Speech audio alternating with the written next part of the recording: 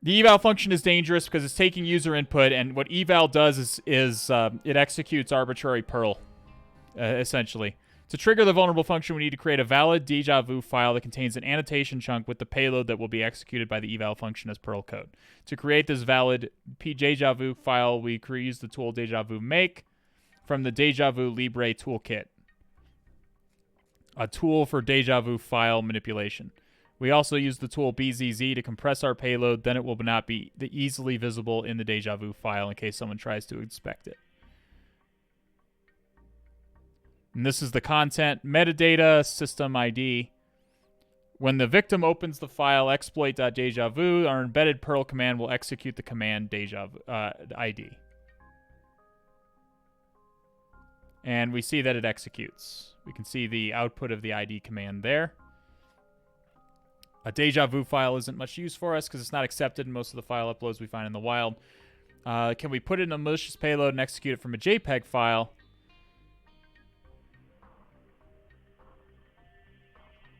We need to create a configuration file to be passed to Exiftool.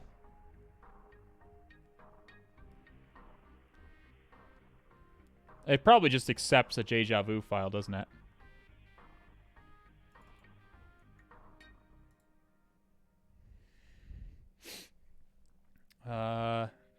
Sudo apt search Deja Vu make. We do not have it. Or it's not in the Kali repo from the Deja Vu Libre toolkit.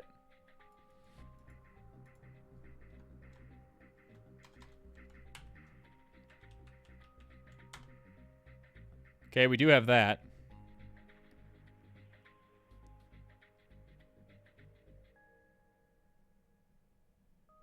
Probably this.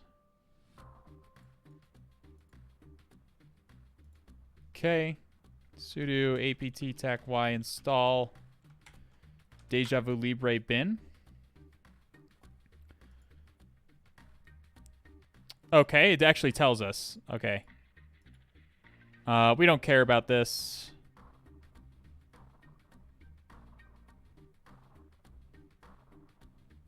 We'll write the contest annotation chunk with the input file.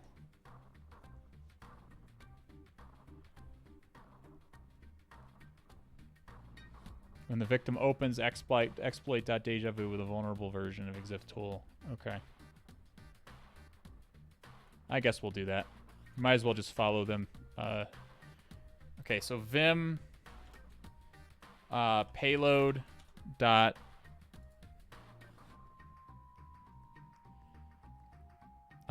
just vim payload is fine. I'm gonna do it the exact way that they did it. We don't want the ID command. Let's just do ping tac-c3.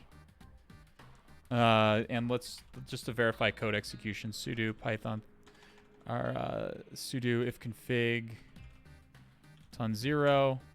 I don't know why I sudoed that. 10.14.9.41. Okay, so we're going to ping ourselves. BZZ payload.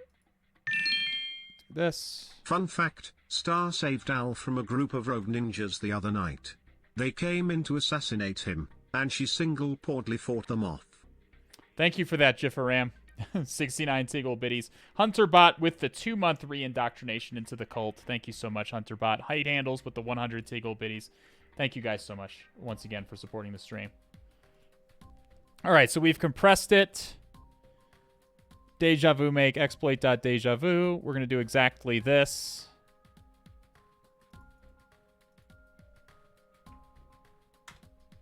Okay. So we should have exploit.dejavu here. Okay. So we will now sudo tcp dump tac I ton 0 icmp. And let's try and upload this to the server now.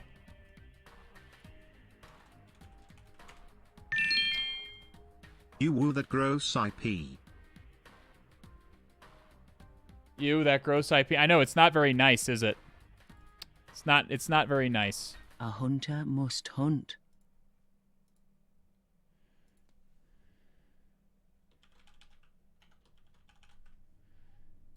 Submit. Okay. Now if we load this, alas.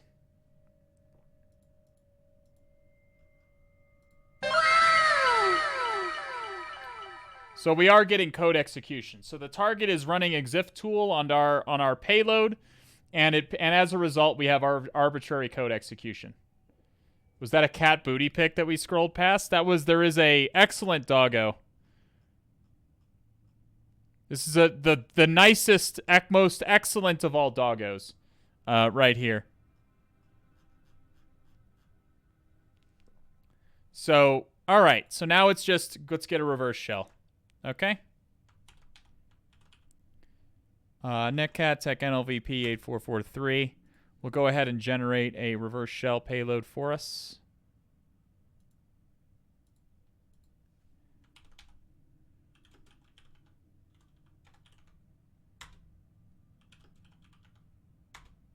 Okay, that was pretty easy to put together.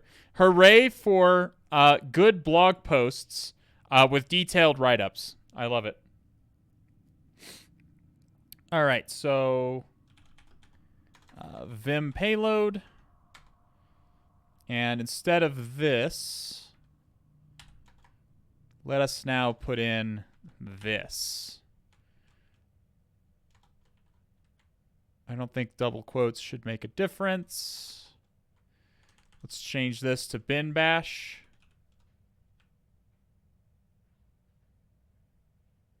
Okay. Let's compress it. Let's create the Deja Vu file. We can make exploit 2. Okay. We're listening on Netcat. Let's go ahead and upload it.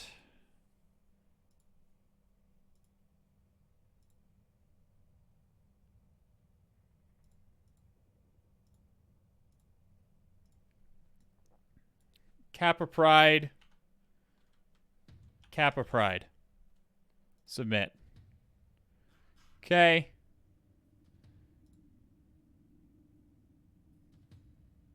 And we don't get a reverse shell. That's unfortunate.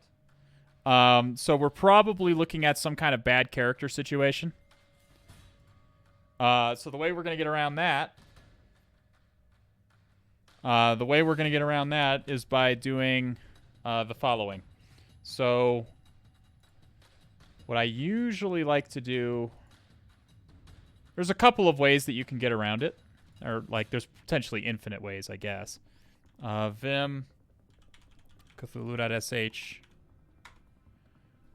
I'm going to do it this way because it lets me see which part of my payload is failing.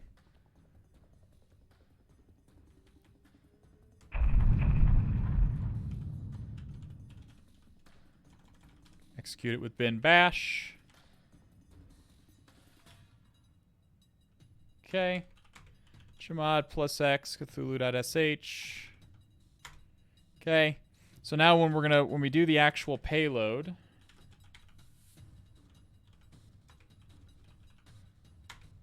okay, Vim payload,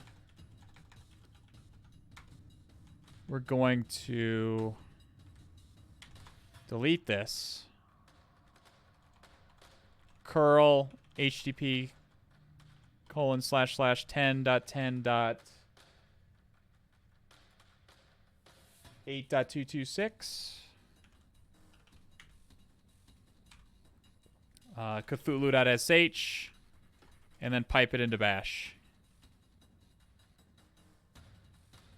So we'll be able to see if we get a web request. Let's go ahead and split this in half. Sudo python 3-m. Okay. So let's upload this now. Or we have to generate the payload again.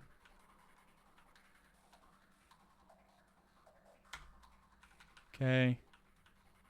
Let's do exploit 3. Okay.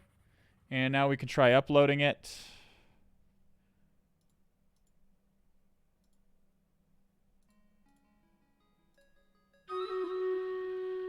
Kappa Pride. We'll do Kek W this time.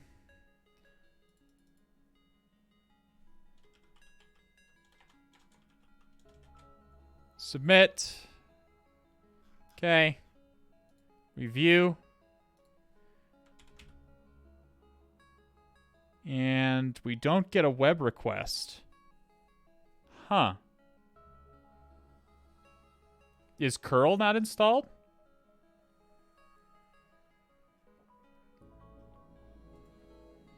Did you actually specify the file? What do you mean, did I specify the file? What do you mean by that? I was kind of going fast. Did I make a mistake or something? What did I do? Cat payload.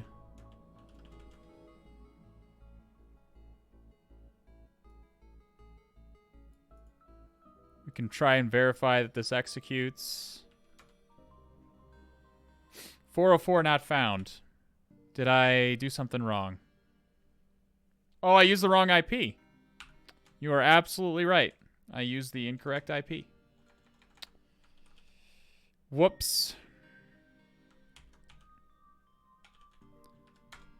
10.14.9.41.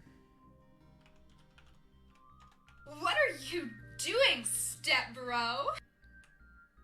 I've been up here for 3 hours. I'm tired. It's all right. It's all right. It happens. All right. At this time, it's been fixed. rm payload.bzz, rm exploit 3. Let's vim payload.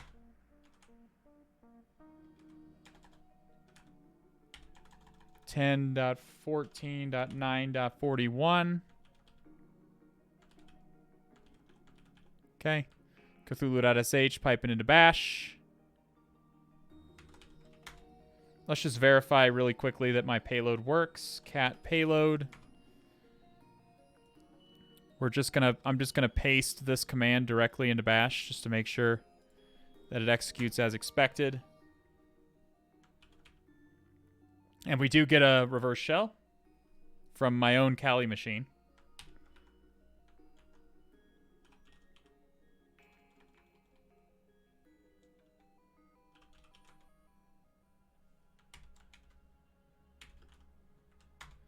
There.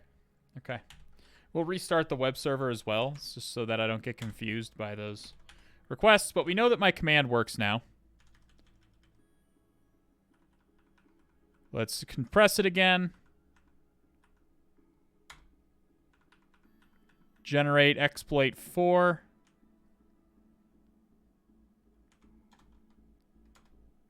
Okay. Now we should be able to upload it.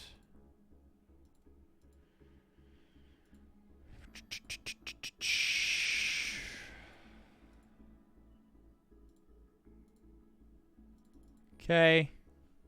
Yup. Yup. Submit. Click on this. There we go.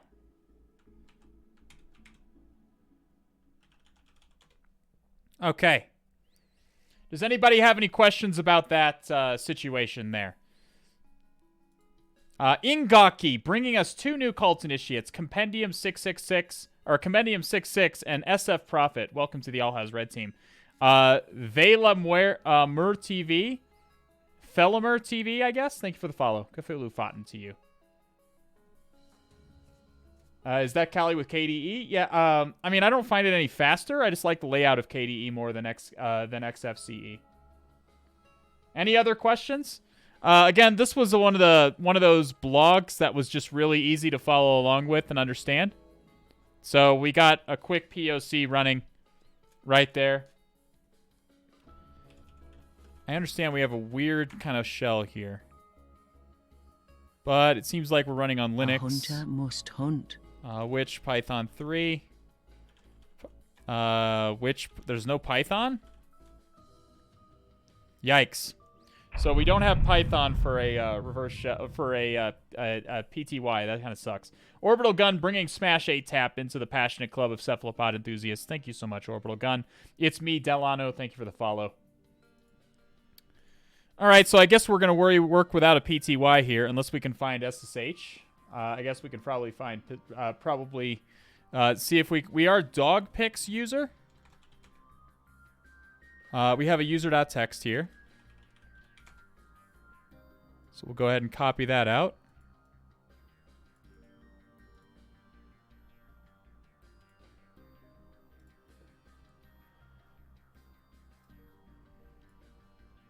Okay. Exploitation. Oh, it's explaining the vulnerability to you. We know that it doesn't properly escape these characters. Listen. What? What, Oreo Bite?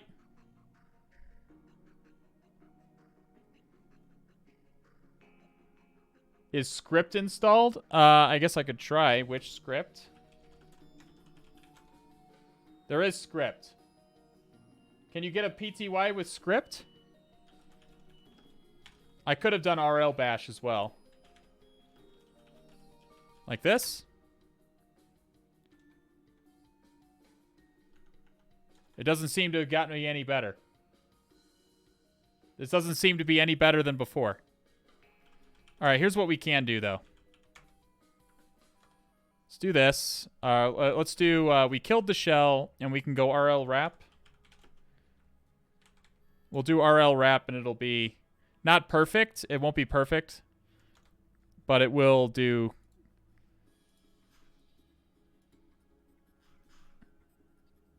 we have to start up our web server.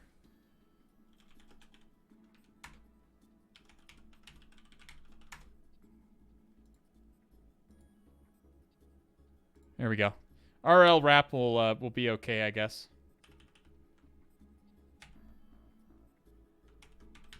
Okay. We'll just work with that.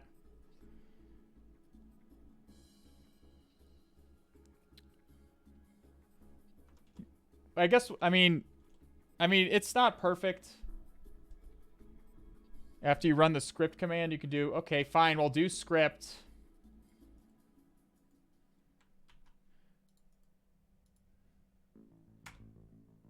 Okay, we background it, STTY raw minus echo. We still don't have tab autocomplete. There's still no tab autocomplete. I'm not going to... Listen, chat. Just give it up. It's fine. Not a big deal. It's not a big deal. We don't have tab autocomplete or anything. It's okay. It's fine. Not a big deal. We're not going to die. Okay, webserver.go. Let's take a look at webserver.go.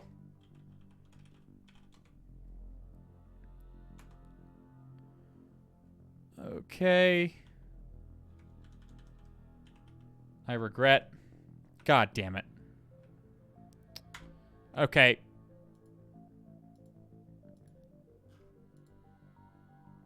Yes, very cute with the script. I don't see the point of it because it doesn't give you tab autocomplete and it doesn't seem to make my shell any more stable.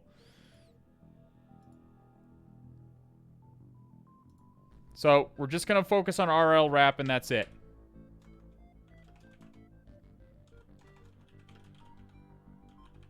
It's not a big deal.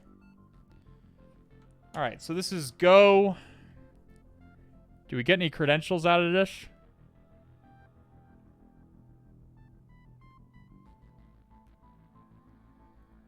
Probably not.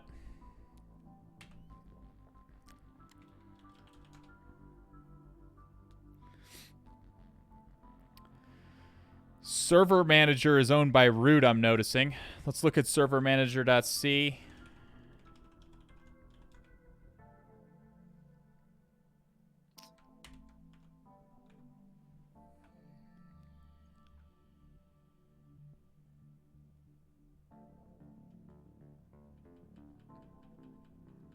Okay. I see something interesting.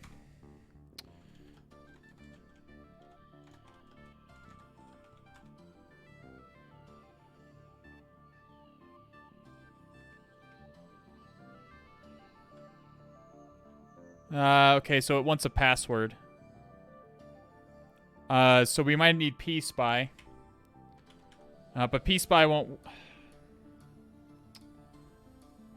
Somebody just turned off the light in the Super Bowl? Like, I don't care about sports ball. I don't even know who's playing, to be honest with you. I really don't even know. Mount grep SHM.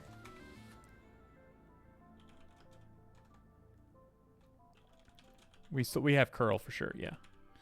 So let's go into opt pspy.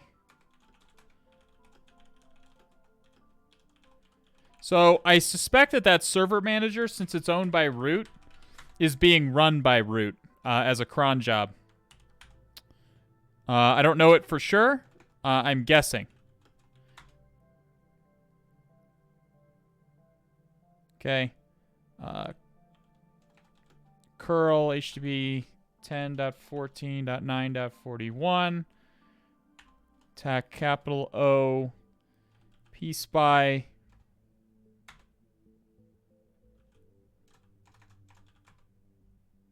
Did not work the way I wanted it. Could not resolve host pspy. Is there wget? I can never remember what the exact curl syntax is. It's fine. 10.14.9.41.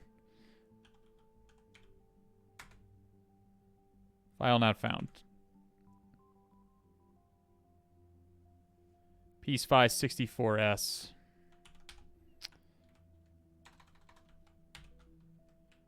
Okay. All right, chmod plus x pspy 64s.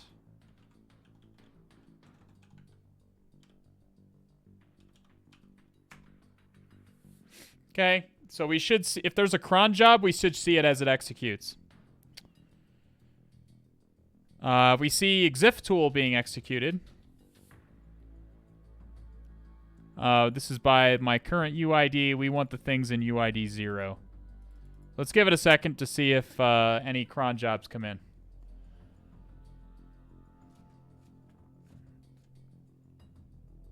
There's a cheesy bash script. You can try and cheese find the cron, but it will make you close your shell. It's fine. pspy is fine. It doesn't. It works pretty well. Do you know a good movie about hacking? Ocean's 8 is great. Ocean's 8 has one of the most realistic hacking scenes in modern cinema. I like Ocean's 8 quite a bit. Hackers, of course. Sneakers is great. War Games is all those are classics. The Matrix, I would say, is a hacking movie.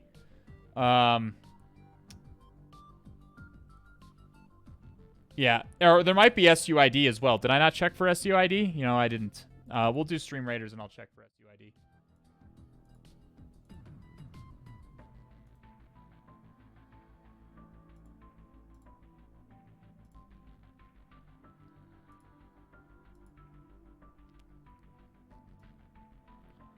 All right, get your fucking asses in there. No weakness.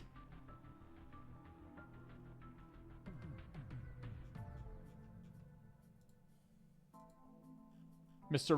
Robot is a TV show. He has for movies, but Mr. Robot is excellent.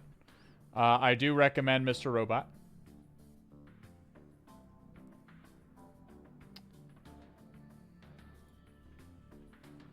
Hackers 1990. Hackers with Angelina? Yeah, with Angelina. So we're not getting any events coming in that make me seem like it's a cron job. Maybe it's SUID. You could be right. Bunglutter with the most kills and most assists. Popping off. Nice job. Alzed Infosec and Dan Greer, I think. Get the bonus rewards.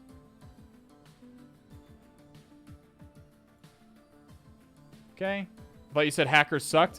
I personally don't like it, but it's a very popular hacking movie. It's a very popular and iconic hacking movie. Even if I personally don't really care for the movie very much, it's too hammy for me. It's too hammy and campy.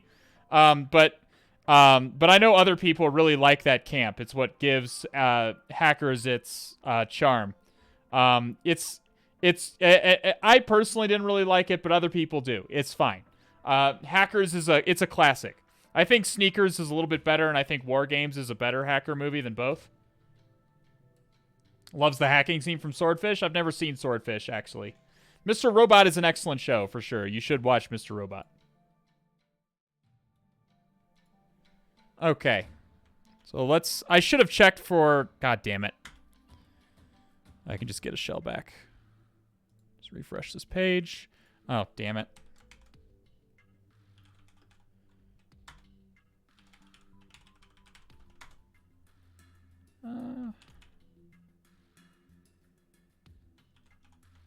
Why didn't it execute?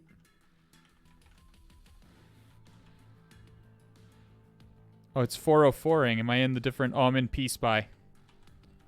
That would be why.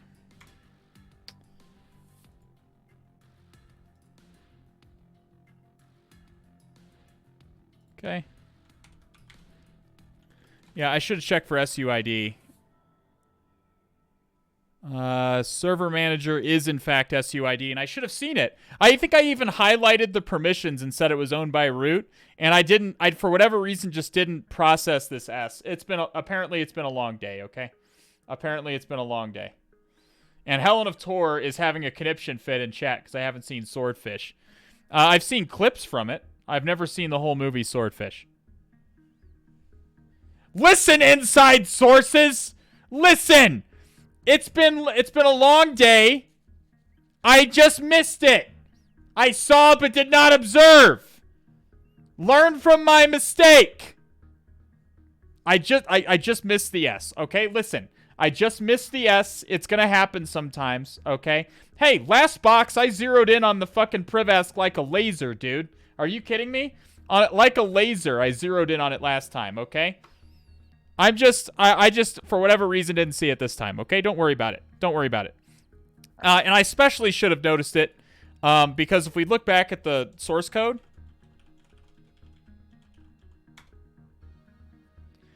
we see that systemctl is being called from a relative path. So we can make our own systemctl and have it execute the incorrect one. So we'll just pull down. The easiest way is probably...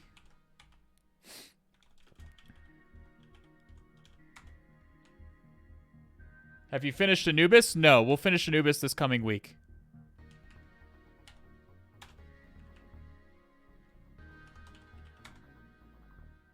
Honestly, it just needs to... I don't know why I'm doing that. We don't even need to do that. We can just go echo... bin bash into systemctl chmod plus x systemctl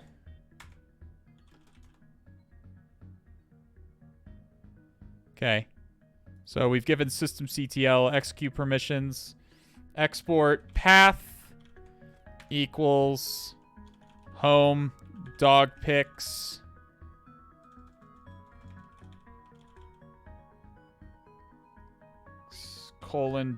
$path.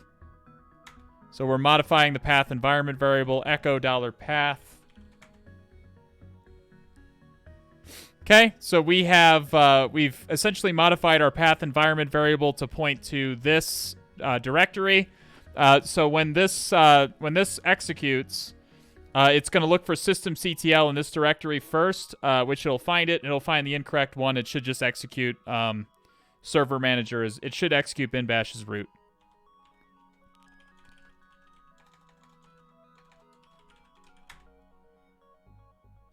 Who am I? It's working, by the way. It's working. I think it's just I don't have a proper terminal, so the output isn't being directed to me properly. It did work. To be clear, it did work. I think that it's just because I'm not in a good terminal. Or it's I don't have a pseudo terminal or a proper pseudo terminal, so let's get the shell back again, and I'll just do a reverse shell this time.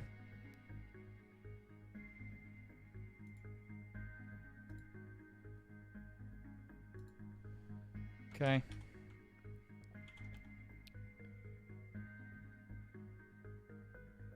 Why didn't I get it? Oh. Because now it's calling to 8444.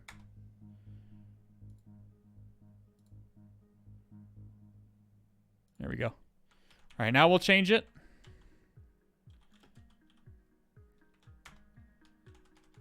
8445.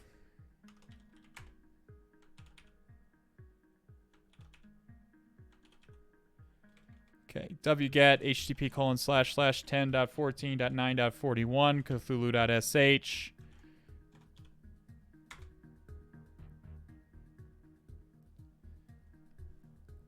That's my IP address, isn't it?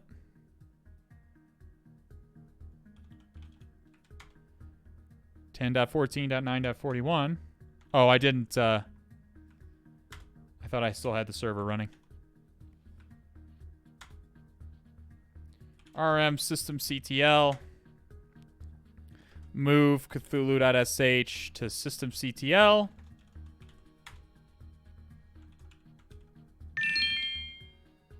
Here are some more bits to go to at H313N_0F_T0 our raccoon fund. Server manager. It's hanging. Come on. Here's some more to Helinator Raccoon Fund. Hey, thank you so much, Jifferam, for the 69 Tiggle biddies. Hate handles with another 69 Tiggle biddies. I second Raccoon Fund. Yes, I second Raccoon Fund. I caveat that is with, if I decide to buy a raccoon, I'm keeping the raccoon. Snorlax, thank you for the 5 months. Welcome back to the All House Red Team, my friend. I think I forgot to Chimad. It's very possible.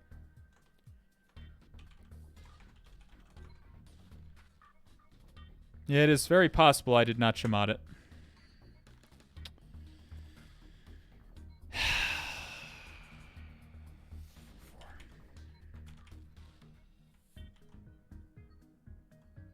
Cat. Cthulhu.sh.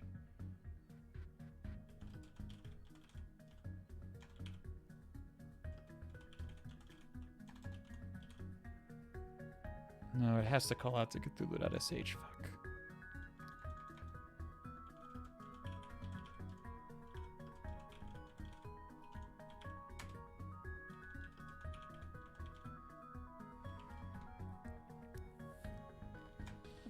So it's calling to 8445 Vim. Cthulhu.sh. Cthulhu.sh.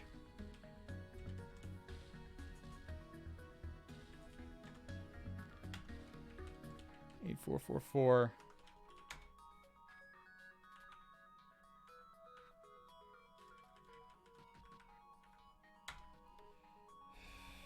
No, not that.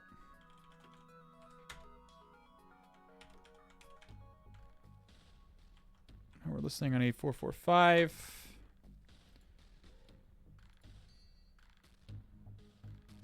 Okay.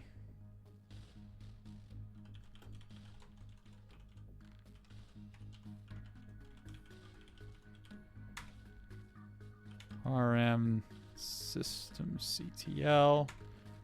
Move Cthulhu 2.sh to systemctl. Chmod plus X. Systemctl. Dir. Or lstech la. Let's...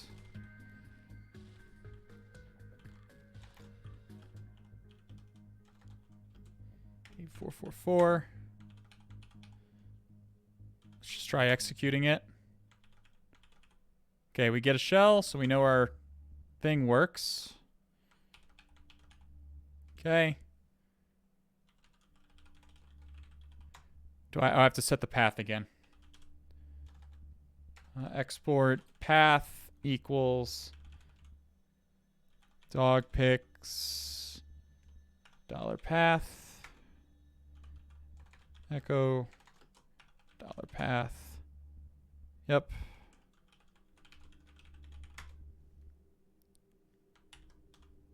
Come on. What am I doing wrong this time? God damn it. Like, this is so simple. I've done this a million times. What am I doing wrong this time, dude? Like... I executed it. I changed the path environment variable.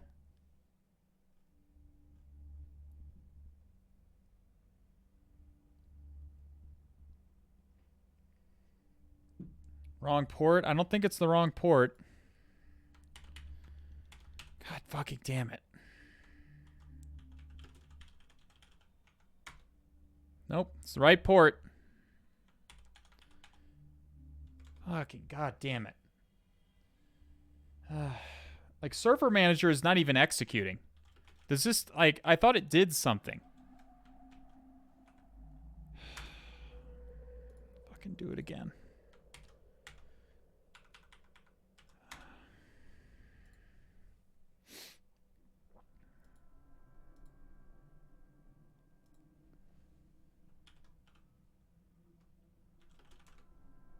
The problem is I don't have a proper terminal. That's the real issue. I can't see server manager's output because I don't have the proper terminal. Maybe I have to go through the... That's probably it, actually. It's probably not... Let me look at the cat server manager.c.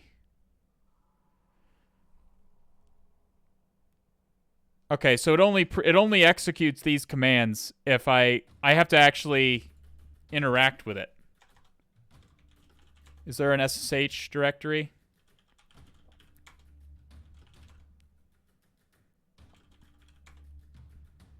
Okay. Let's just get a proper shell. SSH keygen. Dogpics RSA.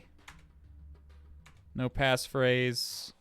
Cat dogpics rsa.pub. Copy this part.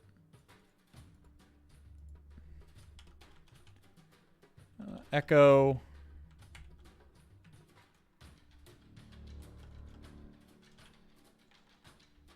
Authorized keys. Okay. SSH tac I.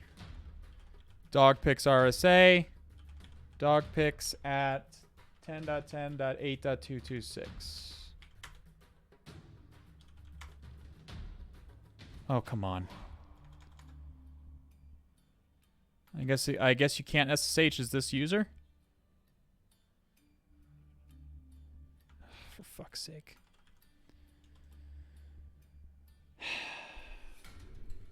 Chmod it's already set. Did it?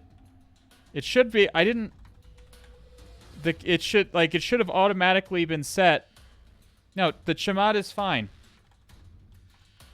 The permissions are fine. That's the 600.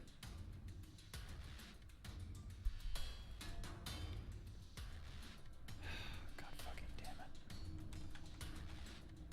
it. Why is SSH even open if they're not going to let me SSH in?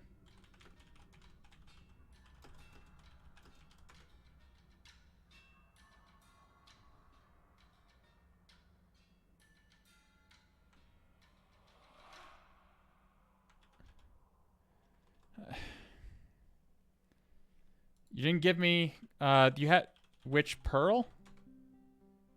Can I do it with Perl?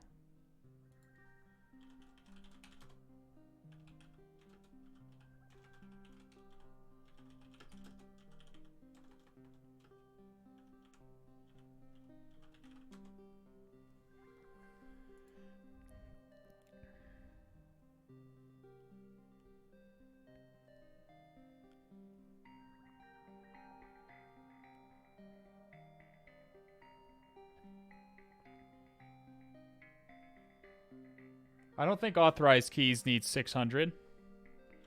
I'm like 90% sure it doesn't.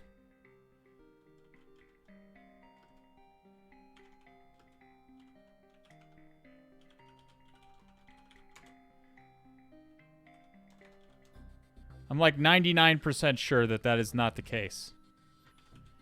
Try it anyways.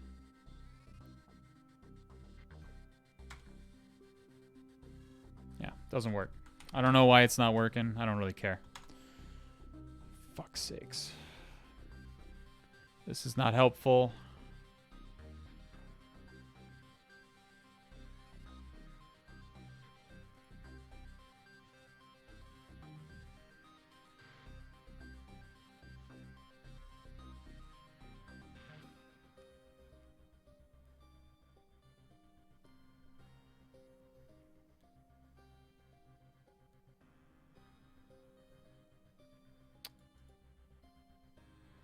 just need a proper shell on the box. I can't see the output of the server manager. It just hangs.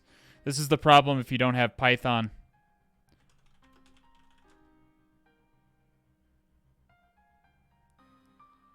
I try to SSH. It doesn't allow me to.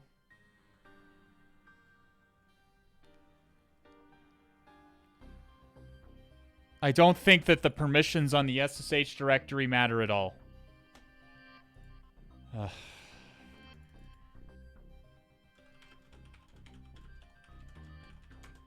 Could try it.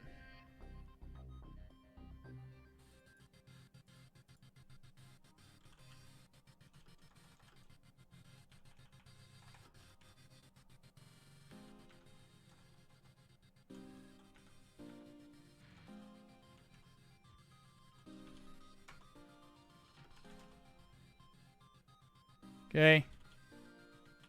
Try it now, I guess. Oh, there we go. Oh, good job on the permissions. I guess that I just don't generally have to make an SSH directory. Good call on the directory permissions there. Nice. Okay, hopefully that fixes it. So let's start up our reverse shell here. It's 8444. Okay. So now we have coloration and everything. Cat system CTL. Okay. It is executable.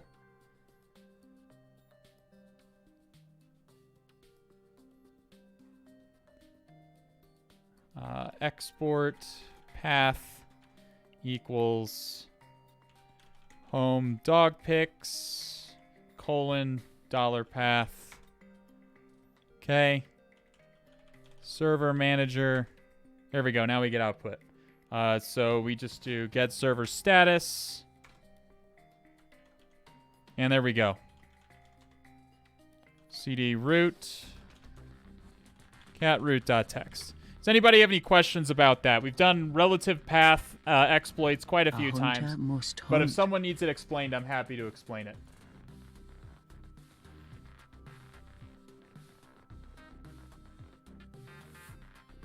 Any questions, comments, threats? There we go. Hate handles bringing Lam. Was it? Is it? I am Cash Z. I am Cash Z. Thanks for being here. Welcome to the All Has Red team. Thank you, hate handles. What was wrong? I missed it. So the issue was I wasn't in a proper TTY, so I couldn't see the output that Server Manager was supposed to give. Server Manager was supposed to give output, and I couldn't see it because I wasn't in a proper terminal. So that's what happens if you can't do the Python-C import pty.spawn thing. So we got an SSH shell instead, and then it worked. Anybody have any questions about what we just saw? We'll start looking for someone to raid.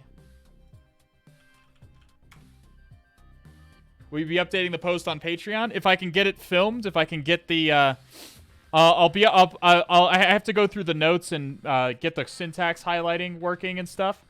It shouldn't be a big deal. I'll hopefully get it up today, and I'll tweet. I'll send a tweet when I get it working. NetHogs with the 4 months. Welcome back to the All Has Red team. A hunter must All right, hunt. let's find somebody to raid. Sunday is usually slim pickings.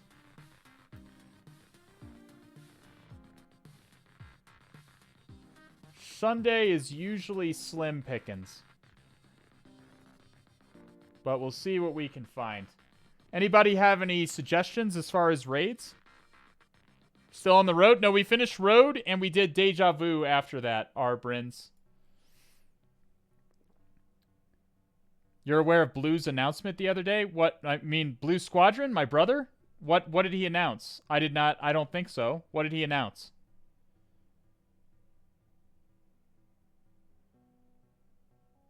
John Doe Norris, what did Blue announce?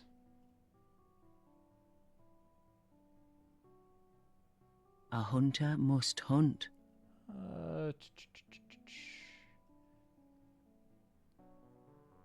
He's stepping down as GH? Oh, guild leader or whatever? He's stepping down as his guild? Okay. He runs a guild in a large MMO. So he's apparently... I'll reach out to him and find out what's going on. I need to talk to him anyways. So I'll reach out to him. I got a lot of stuff to do. I'll have to find out what his plans are. He's probably just overwhelmed with how much work it takes. I don't know if he's planning on taking the MCATs again, or if he's going to do some other stuff. He was pretty upset, but thinking clearly. I'm sure he built that guild from the ground up. He put a lot of work into it. I'm sure it's, I'm not sure what, I'll sit down and talk with him. Island Hugger with the 5 months, and Nedhogs with the 4 months. Thank you so much. Parallel Thought, thanks for the follow. Cthulhu Fountain to you. Alright, it's slim pickings today. Which game? He plays Black Desert Online. It's a Korean MMO. Fun stream, bye. Have a good one, Russ Riguez. There's literally nobody other than me online on the streamers list right now. Welp. Is Bash Bunny streaming or something? No, she's not. Fuck. Well, I guess we're gonna have to go with like a coder or something.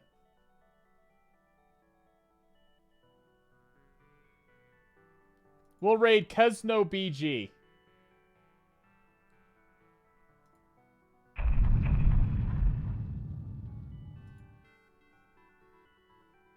A VTuber. Oh, we'll do Stream Raiders as well. Parallel, Langunston Orbit. Thank you for the follow. Cthulhu Fountain to you, my friend.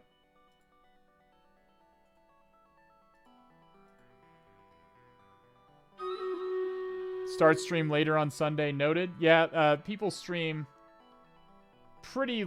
people don't tend to stream on Monday, apparently. Or on Sunday.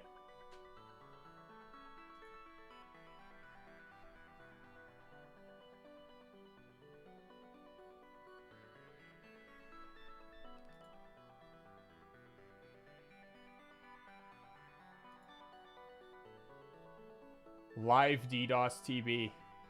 Like, there's a live stream of who's getting denial of service at any given time, apparently.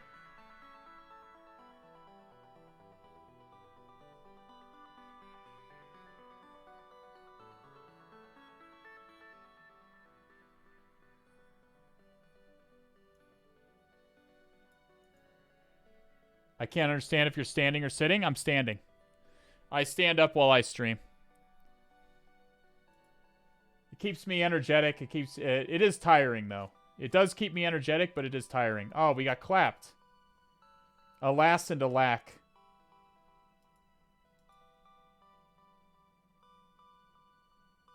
Yep, Rocco did piss there.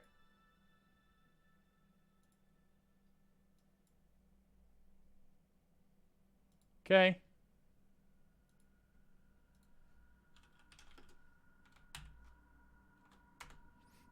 All right, we're going to raid a coder VTuber called Kesno BG. Oh, that's the wrong one. That one's the right one. Will you go over your notes methodology in the Patreon update? What do you mean by notes methodology? I mean, it's pretty straightforward. It's the same notes as before. I just added more stuff and organized it better. It's the same stuff. I need to go watch the beginning of the stream today, apparently. I mean, we had a good stream today. It was a good stream. We'll be back on Tuesday. Tuesday we'll be doing, again, look for some Patreon updates. If not tonight, then tomorrow. You'll get some new Patreon content, both the new and improved Necronomicon, and you'll get a new video about antivirus evasion. What's the link? ! Patreon in the chat.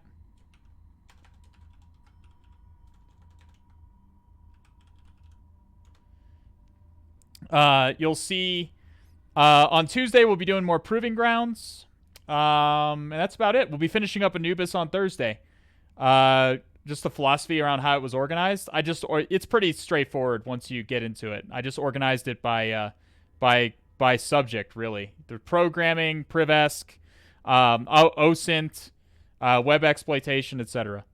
Go to bed tonight knowing a little bit more than you did yesterday. I'll see you guys again when the stars are right. Have a good night, day, or whatever time it is, wherever you are. Stay safe and get vaccinated. I love you all.